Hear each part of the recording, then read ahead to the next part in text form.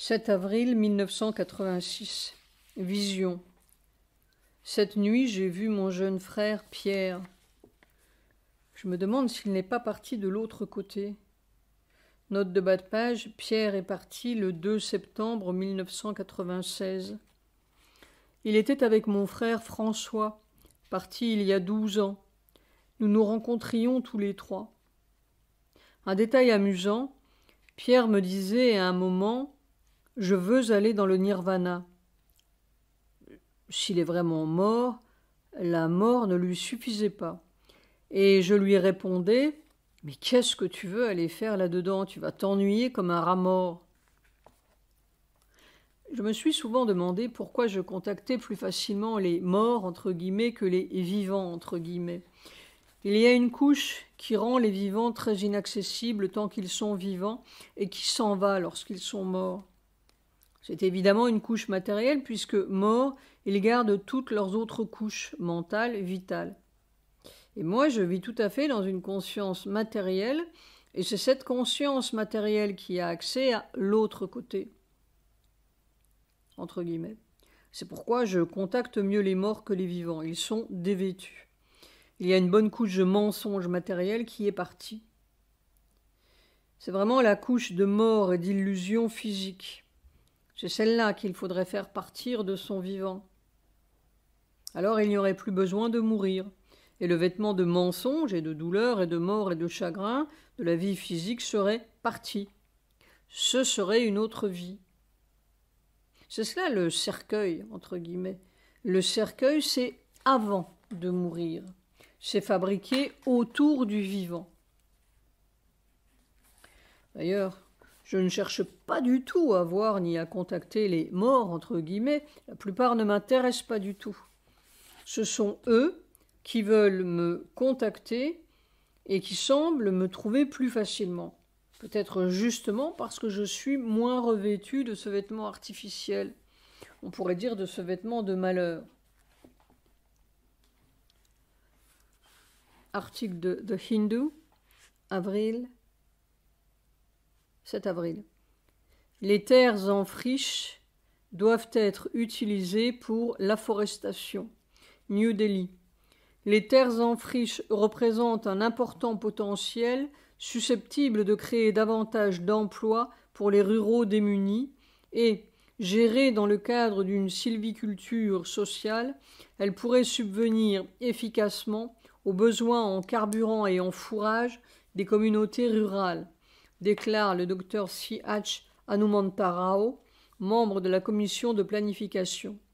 Inaugurant un atelier national sur les gens sans terre et la mise en valeur des friches, organisé récemment ici par la Société pour la promotion de l'exploitation des friches, SPEF, il a déclaré que les économistes de l'agriculture ne devraient pas seulement se préoccuper de l'utilisation des ressources existantes, mais aussi de la mise en valeur des friches. Citation. Nous ne nous sommes pas suffisamment préoccupés des terres incultes, ni de la façon dont nous pourrions surmonter la pauvreté des ressources du sol. Un examen attentif et systématique des zones dépourvues de ressources est indispensable si l'on veut mettre sur pied une stratégie appropriée pour leur développement.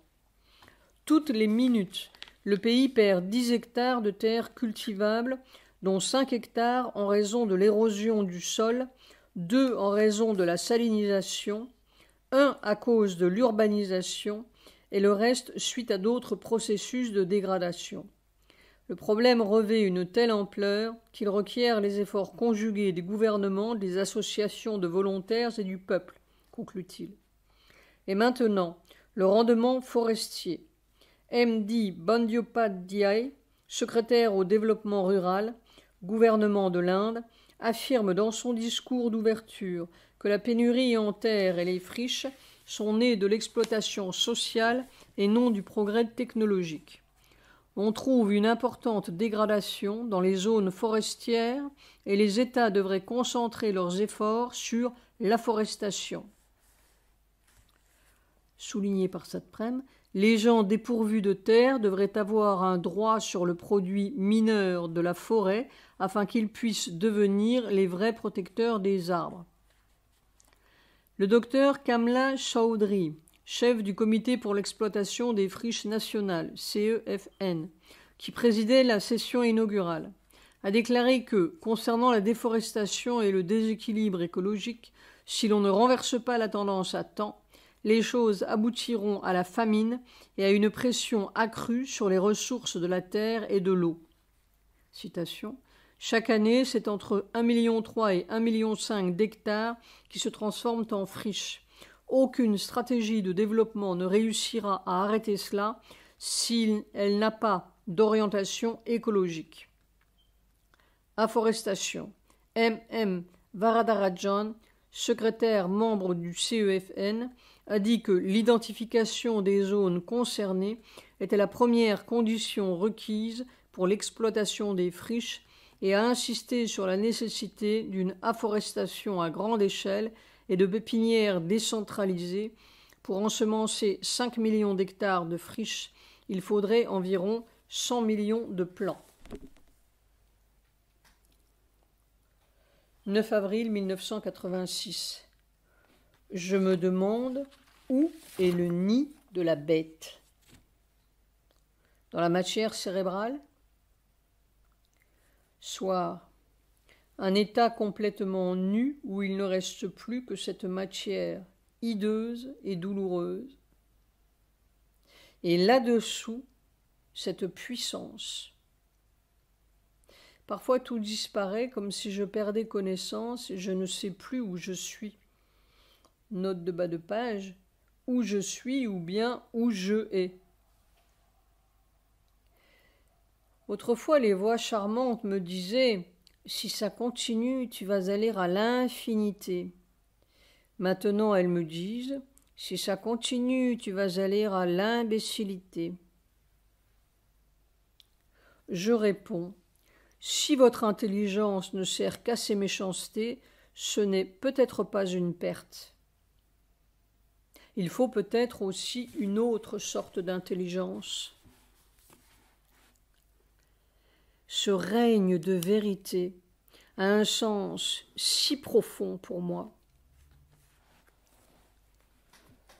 11 avril 1986, leurs haut-parleurs viennent hurler jusqu'au fond de ma chambre. La nuit, nous sommes cernés, non plus par les étoiles, mais par leur lumière au néon. C'est le règne de la brute. Les hommes peuvent inventer des horreurs, pas les animaux. Midi, et je tombe là-dessus.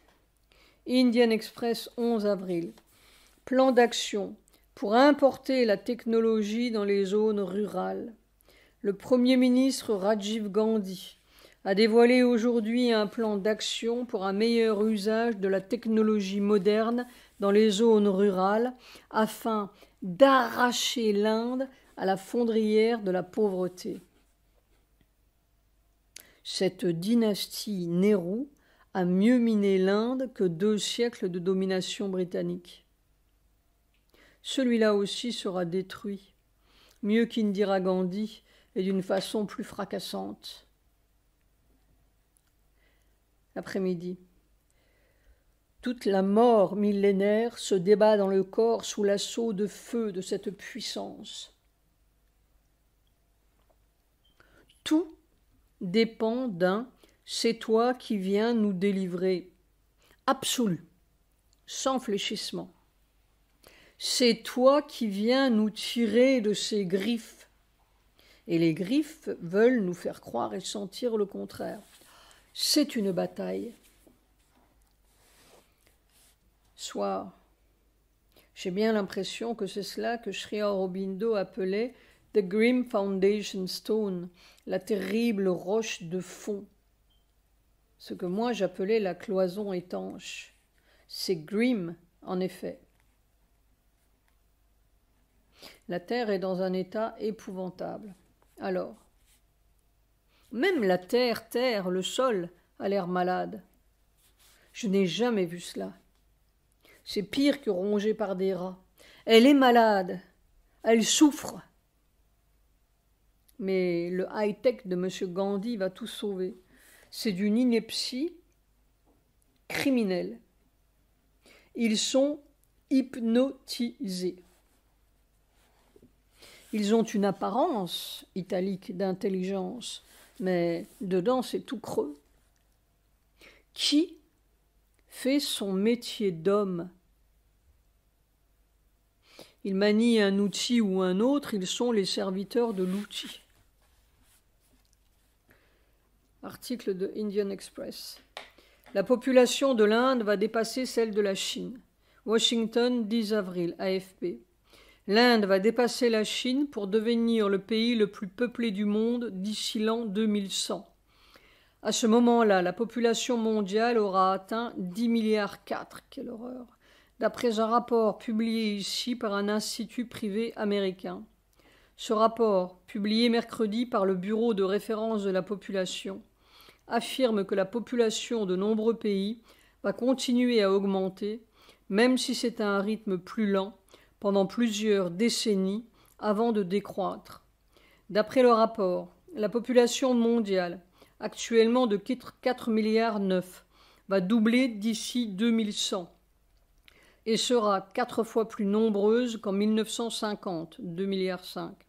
Cet accroissement de la population se fera principalement dans les régions les plus pauvres, en particulier l'Afrique subsaharienne et le sud-est de l'Asie, affirme le rapport.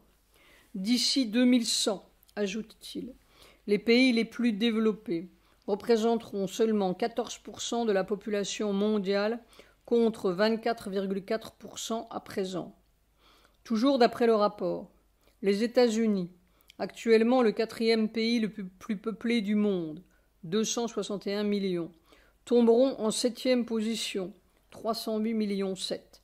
Derrière l'Indonésie, 356 millions 3 contre 168 millions 4. Et le Pakistan, 315 millions 8 contre 101 millions 9. 13 avril 1986. Je sais ce qu'est le spell. Maintenant, je sais la formule F majuscule. C'est-à-dire que mon corps sait. Soir. Cette nuit, j'ai vu le grand tigre.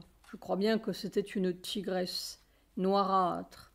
Elle ne pouvait pas, en italique, me toucher.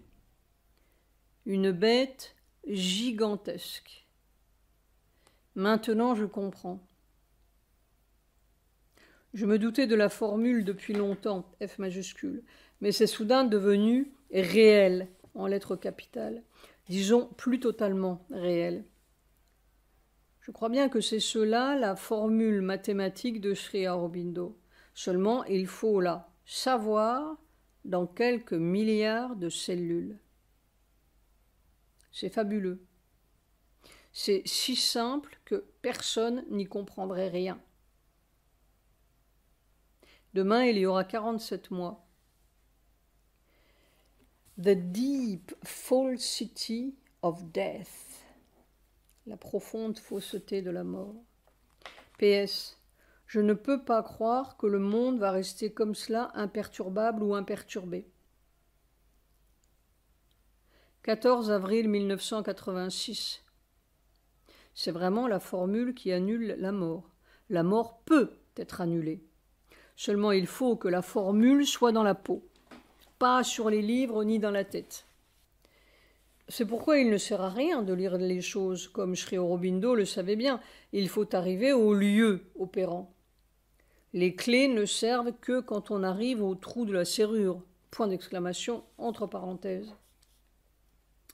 Mais le fait, c'est que hier, j'ai eu la preuve corporelle définitive de l'irréalité de la mort. La mort n'est pas une nécessité inéluctable, entre guillemets, comme l'ananké des Grecs. C'est la conséquence ultime d'une force mensongère et cruelle qui domine toutes les couches de la conscience terrestre jusqu'à la matière, M majuscule, la plus matérielle. C'est cette domination-là qui peut être renversée. Comme dans le wagon noir de Buchenwald. Dans un cas, on en sort, dans l'autre, on n'en sort pas. C'est fabuleux en ce sens que, pour un poisson, il paraît impossible de sortir de l'eau comme il nous paraît impossible de sortir de la mort. Eh bien, on peut. Ils diront, mais Sri Aurobindo et Mère sont morts. Et pourquoi seraient-ils restés dans leur corps si les petits mortels ne voulaient pas d'eux? L'un est parti parce que les charmants disciples ne le laissaient pas faire son vrai travail, et l'autre purement et simplement parce qu'il ne voulait plus d'elle. Ils n'étaient pas venus pour affirmer glorieusement leur immortalité, mais pour montrer aux petits mortels récalcitrants le chemin de leur propre immortalité. Ils préfèrent tous mourir. J'ajoute, moi la mort ne me gêne pas, mais cette domination cruelle me dégoûte en lettres capitales. Voilà. Et encore une fois, il ne s'agit pas d'être immortel, entre guillemets, à jamais dans ce petit corps animal, mais de pouvoir sortir d'un certain wagon noir terrestre qui nous suffoque de plus en plus. Alors, ils sont tous dans le wagon noir. Bouddha et pape compris, pape au pluriel. La libération, c'est dans le corps. On ne va pas rêver de l'en dehors du wagon, on en sort ou non. Encore vu ce Gorbatchev cette nuit par 2 fois, longuement. Pourquoi? On dirait que c'est l'un des seuls vivants que je rencontre. Il comprend, ça communique. Je veux dire que ce n'est pas une apparence d'intelligence, comme M. Rajiv, Reagan & Co. Je lui disais, après toutes sortes de choses qui semblaient plus personnelles, mais ce fou de Reagan ne va pas rester toujours, c'est un fou complet, et il faudra un jour ou l'autre s'entendre avec les Américains. Note de bas de page. Ça, il a eu l'air d'avoir du mal à l'avaler. Mais ce n'était pas un absolu négatif. Quand je lui ai dit cela, il a eu un léger sursaut et il m'a dit « Allons dehors, nous promener », comme s'il ne voulait que personne dedans n'écoute cela. Il ne veut pas de la guerre, il est sincère, il veut le bien-être de son peuple russe. Mais les Américains, c'est là qu'est l'œil ou le compte en banque de la Soura.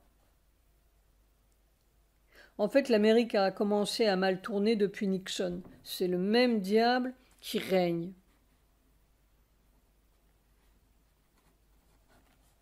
Après-midi. Le corps vit un grand mystère. Soit, c'est comme de traverser une roche avec son corps. Ce qui est impossible, semble impossible. Mais c'est peut-être l'inverse. C'est peut-être cette puissance qui essaie de traverser la dernière couche du corps. En fait, c'est la mort même. C'est là où tout le corps doit avoir le mot de passe, M majuscule. On pourrait dire que mourir n'a plus de sens, ou plus le même sens pour le corps, parce qu'il sent que c'est la mort qui le retient de toutes ses forces, et que la vraie vie, formidable vie, est de l'autre côté du mur. C'est comme un renversement des valeurs. C'est comme un condamné à mort qui essaie de passer à travers les murs de la prison. Et le système nerveux est de mèche avec les gardiens de la prison. Toutes les sensations. 15 avril 1986. Il n'y a plus de doute que la mort est une magie déformante. Soit. Tout cela a l'air un peu répétitif, mais c'est comme Copernic qui regarde à droite, regarde à gauche, et puis au nord, et puis au sud. Mais voyons, la Terre tourne. La Terre tourne et la Terre tourne. Il fut condamné par le pape Paul V. C'était contraire aux Écritures. Mais voyons, la mort n'existe pas. La mort n'existe pas. La mort n'existe pas. Et plus je regarde, plus ça n'existe pas. Il fut condamné par la médecine et le pape réuni.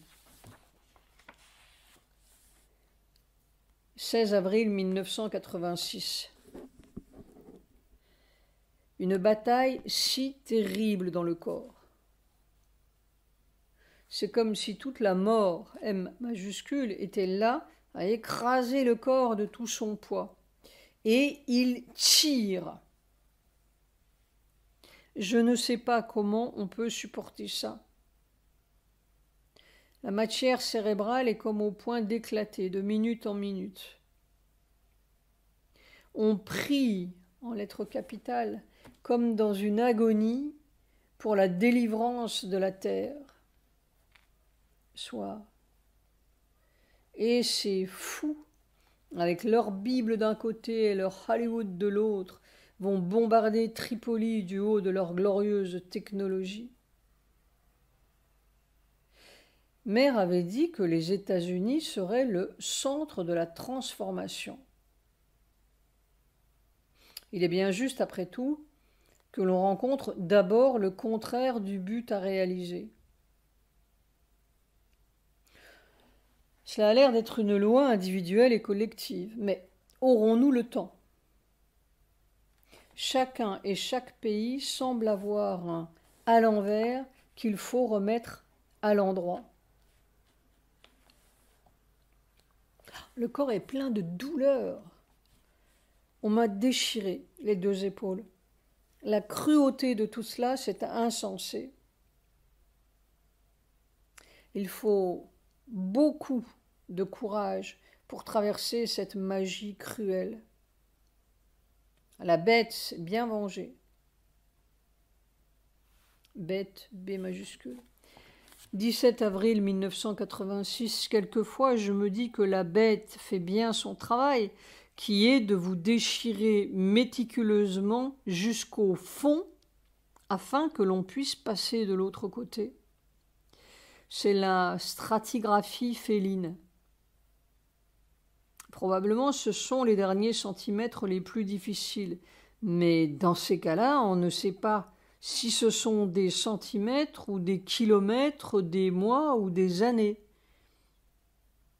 Il y a comme un désespoir en moi. Et je sais que c'est une griffe aussi. C'est comme toujours un fond qui recouvre un autre fond qui couvre un autre fond. Et plus on se le dit, plus la bête ricane. La seule solution, c'est de se dire que tout est le divin. Mais quelquefois c'est difficile. La formule a du mal à jaillir, elle est comme écrasée. Après-midi. C'est une bataille dans le corps. Plus tard, je dirai. Soir. Un sursaut, un cri dans le corps. Ce n'est pas cette cruauté qui règne, ce n'est pas toute cette méchanceté, cette bête, cette Gestapo du corps qui règne. C'est toi qui règnes, c'est ta miséricorde, ta compassion, ta vérité. C'est toi la réalité. Et même si je meurs, c'est encore toi.